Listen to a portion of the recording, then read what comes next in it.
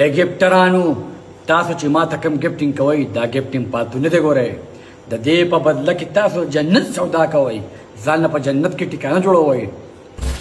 السلام علیکم. تاسو داسې یو شخص لیدلی دی چې هغه د مولا په جامه کې او د دین په جامه کې ټوله شپه د جینکو سره د ټیک ټاک ګیمونه کوي او بیا راځي په اخره کې چې دی د جنت ټکټونه ویشي.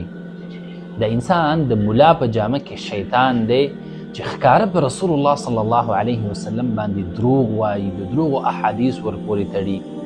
د هغه خلک دي چې د معاشرې دپاره زهر دی او د دې وجې نه چې دی معاشره هغه د هلاکت طرف ته بوځي. ځوانان چې دی هغه د الحاد طرف ته روان دي.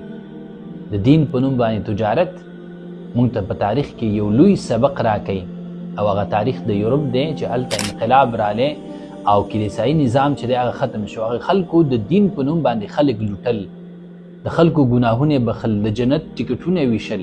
که چېرته د دې قسمه خلکو مخه ونه نیولی شي چې د دین په جامه کې، د ملا په جامه کې، په سپینه جامه کې فحاشي بېحیایي خورئ او دغه رنګې د دین نه چې دی تجارت جوړ کړی، نو دا معاشره به چې دی نږدې وخت کې هلاکت طرف ته لاړه شي. د ډېرې بدقسمتۍ نه دا قسمه خلک چې دی په اسلامي معاشره کې اوسیږي او په اسلامي ملکونو کې اوسیږي، نو انتظامیه چې ده او علماو دا کار او دا واجب جوړیږي چې د داسې قسمه خلکو مخه ونیسي. هغه خلک چې دین ته منسوب دي، د دین په نوم باندې تجارت کوي، د دین په نوم باندې خلک ګمراه کوي، الحاد طرف ته او انکار حدیث طرف ته بوځي، نو دې خلکو مخه نیول پکار دي تر څو زموږ معاشره چې دی د داسې فسادونو نه هغه بچ شي. دا ټیک ټاک سره لپاره جوړوي چې دا داسې ده نخرو شي وي، یو به یې وګوري بل یو ته بل ته ښایه بل ته ښایه، نو ماله به ډېرې پیسې دغه له موبایل له راشي، پیسې به وګټي. مونځ پورې ټوقې کوي په دې پیسې ګټي، ظالم خدای پورې ټوقې کوي په دې پیسې ګټي. د رسول الله مبارک راوړلی شوي دین پورې خندا کې او په دې پیسې ګټي.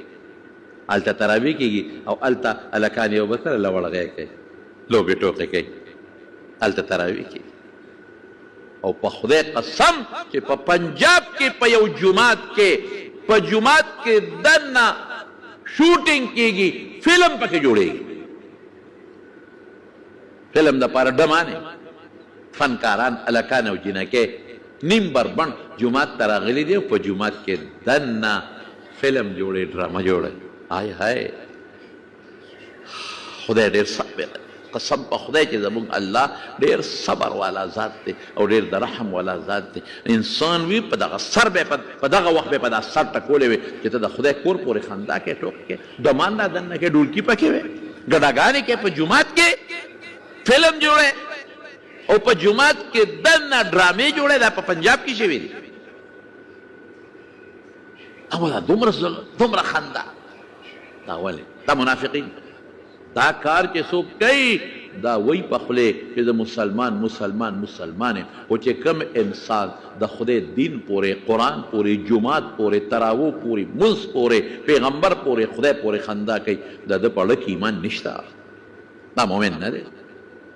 خدای پورې چې څوک خندا کوي هغه مسلمان کیدی شي، پیغمبر پورې چې څوک خندا کوي هغه مسلمان کیدی شي، جومات پورې او عبادت پورې چې خندا کوي دا مسلمان کیدی شي. دا نخرې شروع دي.